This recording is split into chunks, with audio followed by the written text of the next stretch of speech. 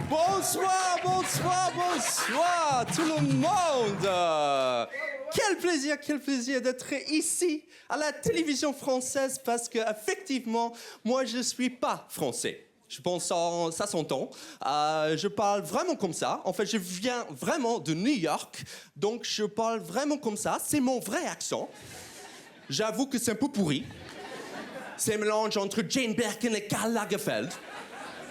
Bourré. Mais c'est pas ma faute que je parle comme ça. C'est la faute de la langue française. Parce que cette langue n'a pas été créée par des linguistes. Elle a été créée par des artistes de l'expressionnisme abstrait. Je prends un E, un A et un U. Et je le prononce O.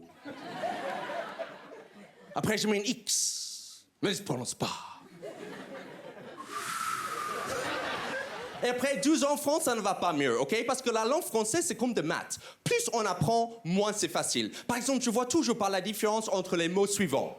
Balle, boule, bulle, ballon, boulet, bille et couille. En anglais, ils sont tous ball, OK? Pendant longtemps, je pensais que tous ces mots étaient la conjugaison d'un seul et même verbe baller. Je balle, tu boules, il bulle, nous ballons, vous voulez, il bille. Ils ont couille. C'est pour ça que si un jour je serais naufragé sur une île déserte, j'espère que cette île ne soit pas francophone. Parce que je sortirai jamais de cette île. Parce que le mot help est 1000 fois plus facile à écrire dans le sable que oh fucking secours, OK? Et j'ai aucune idée si au secours est singulier ou pluriel. Et ma vie dépendrait de la grammaire. Parce que si moi je fais une faute quelque part, le pilote français dirait je ne comprends pas. Et me laisserait mourir sur l'île.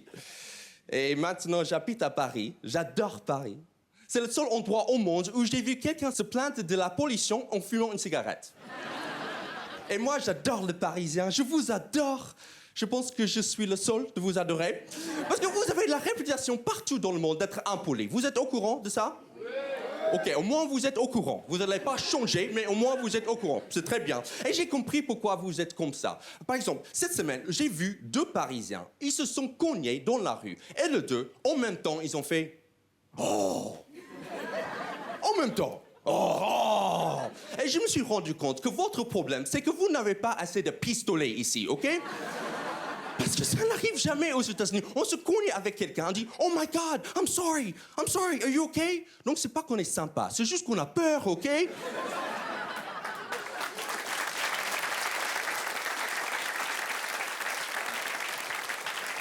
Et comme je vous ai dit, ça fait 12 ans maintenant que je suis en France. Donc, ça fait 12 ans que je suis un expatrié.